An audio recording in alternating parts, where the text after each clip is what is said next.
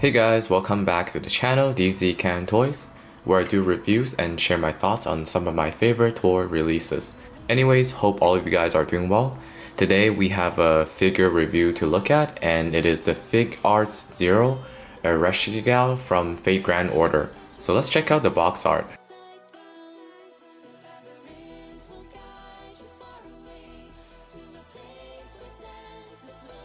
Alright, here we have our Figuarts Zero Eresh unboxed. For those of you guys who do not know, Figuarts Zero is a statue line made by Bandai Tamashii Nation's toy division. These figures are manufactured with high quality PVC material and crafted with high detailing to closely resemble characters taken from their popular series, such as One Piece, Dragon Ball, Naruto, or Fate in this case. Unlike the SH Figuarts action figures, these figures do not have joints and cannot move. However, they do make up for that by including additional accessories and effects to give the dynamic look and feel of the figure. The sculpt and special effects usually display the character in their signature move or special pose. In terms of our character Ereshkigal, she's the Lancer class servant summoned in Fate Grand Order, or also she appears in the anime known as Demonic Front Babylon. Lancer's true name is Ereshkigal, the goddess of the underworld in the Sumerian myth. She freely wields a spear-like cage, at times stabbing the enemy with it, at times imprisoning souls, and at times summoning lightning. She's the fearsome ruler of the underworld.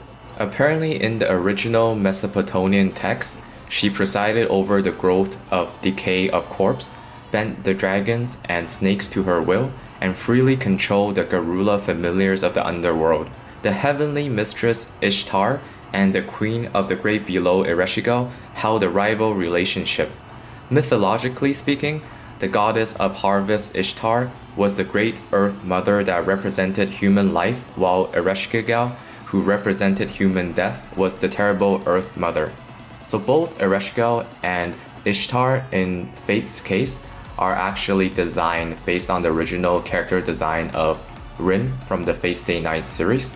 Moving on to the aesthetics and paint job of the figure. Overall, I feel like Figuarts Zero did an extremely good job in terms of creating a dynamic pose which represents Ereshkigal.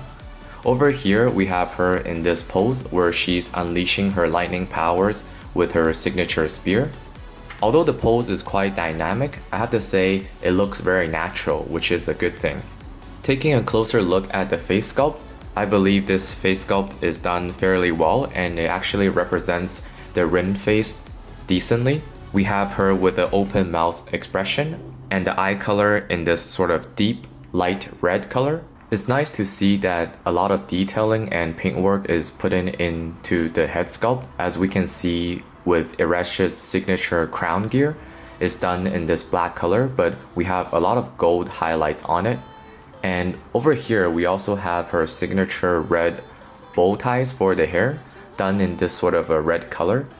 It almost looks clearish red when you look at it closely, which definitely have a nice look to it. Moving on to the midsection, I also want to show you guys some nice details here. As a goddess of the underworld, of course, Eresh have a lot of these ornaments, which is based on skull designs. We can see over here with her neck gear to her cape, there's these golden skulls, which are painted nicely and sculpted very detailedly as well. Moving on to the lower section, we also have the leg gear and the foot gear of Eresh over here.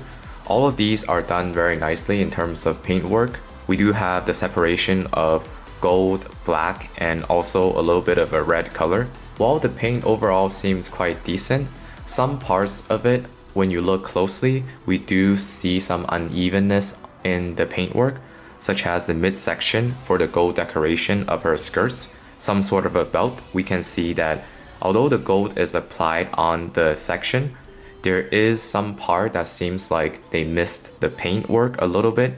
I'm not sure how well this shows on camera, but it's not that big of a deal. If you look closely, you can see it. From far away, it is almost unnoticeable. Another crazy design detail over here is the dynamic hair with the effect piece of the lightning from the spear. They seem to be integrated into each other pretty well. Here we have a closer look at the effect, just to show you guys. So that's definitely very crazy for the hair sculpt. And as you guys can see, the lighting actually go through the hair sculpt at some points along with the spear. Very interesting. The lighting effect itself is done in this clear blue plastic, which means it will transfer light pretty well.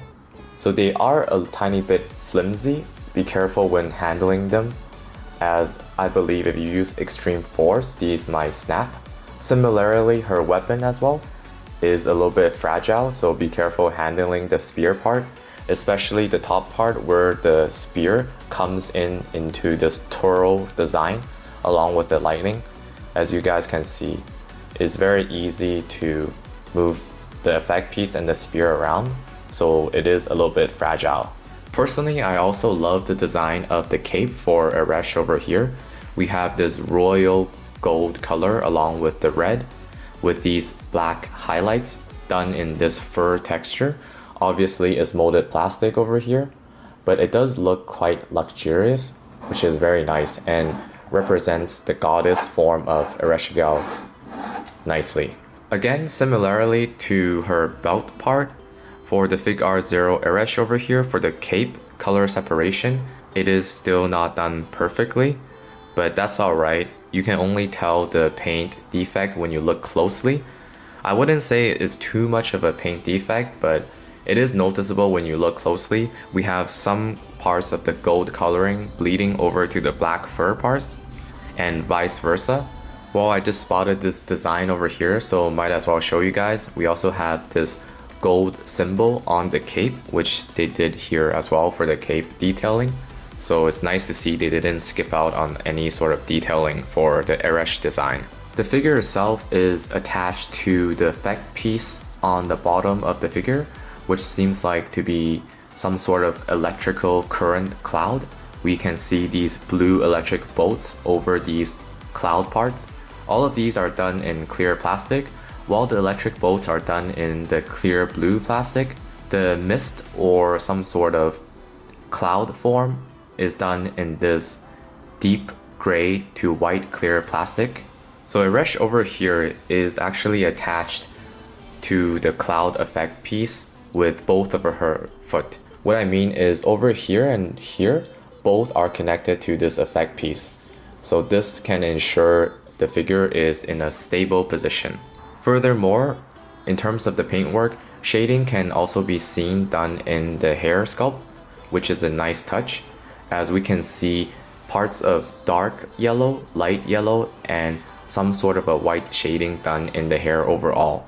So all of that adds up to great detailing. Some other interesting detailing design with Eresh over here is for her arm sleeves. I noticed that they're asymmetrical, which means on the left hand, she's wearing some sort of an arm sleeve, while on the right hand, she is not. Also, her spear have some sort of a golden symbol on it, so that's some more details that I can show you guys. Here's the right arm, which does not have the arm sleeve. For my figure over here, there seems to be some sort of a black mark over here. Most likely it is some sort of a paint scratch, but it should be able to be cleaned up with some alcohol wipes. Finally, in terms of the design, we do have a black base that comes attached to the figure, which we can actually separate. So I can just show you guys that easily, just like that. So in terms of taking photography of your figure, maybe you can take the base off, and this way it looks much more natural and can blend in with the environment. Eresh over here is actually pretty stable, even without the black base, just with the effect piece on the bottom. This means that if you want to display her without the black base, it is perfectly doable. For the black base over here, it is just in this simple black color, but we do have a Ereshkigal printed name in gold. Now let's do some quick size comparisons. I actually have another Figuarts Zero figure over here, which is the caster version of Gil. So they do look quite nice together, showing off with their dynamic poses and effects. What's nice is for those of you guys out there who owns IKEA display cases, both of them can fit inside pretty well. Next up, we have a Figma size comparison. So we also have the Figma version of Caster Gill here. So clearly for the Figuarts scale, they seem to be a little bit bigger than the Figma scale. So it should be a little bit bigger than the 1/12 scale. But if you wanted to take pictures with other Fate Figmas, it is possible in some certain angles. Let's just show a few more size comparisons. We do have a Mafex Deadpool, Demon King Piccolo. So these two look like they scale pretty well together, but Piccolo over here in the demon form is a bigger character, so take that into consideration. Alright, final thoughts on today's figure review, which is the Bandai's Figuarts Ereshkigal from Fate Grand Order, or from the Fate anime known as Absolute Demonic Front Babylon. Overall, I feel like this is a nice figure to have in your collection, especially if you're a fan of Eresh or Fate Grand Order. In terms of the positives, for Figuarts series, they have a very dynamic pose. So for those of you guys out there who are not into posing your figures, this is a good alternative to have in your collection, as the pose itself looks very natural. Another positive for this figure is the paintwork. Although when looking closely at some parts, there is minor paint bleeding, it's not quite a big deal, especially when you look at the figure from far away. All of the details, even the minor ones, they still did a good job in terms of the overall paintwork. So I have to applaud Bandai's line for Figuarts in terms of their paintwork. In my opinion, it may be a bit better than their articulated figures. In terms of the main negatives for this figure is, while the paint job is good, it is not perfect, as I mentioned. Also, because this is a stationary figure, we cannot change the pose. Scaling wise, Figuarts series for the Fate Grand Order characters are also a little bit awkward.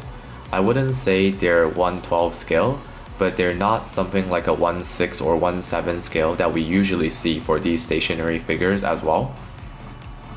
They are a tiny bit bigger than the 1/12 scale articulated figures from SH Figuarts or the Figma line. Overall though, if you're looking for an affordable Eresh figure and you don't care about articulation, then I feel like the Figuarts Ereshkigal over here is a good choice. She definitely looks good with her dynamic pose and all of the effect pieces used around her. Anyways, there goes the end of today's review. Hopefully we can get more Fate Grand Order characters in this line in the future. I know there's a Merlin coming and I might review that one when it is released at the end of this year. If you guys liked the video and enjoyed the channel, please remember to support the channel by subscribing and also giving the video a thumbs up. I would really appreciate that. As always, my friends, until next time, remember to stay young at heart, and we're out.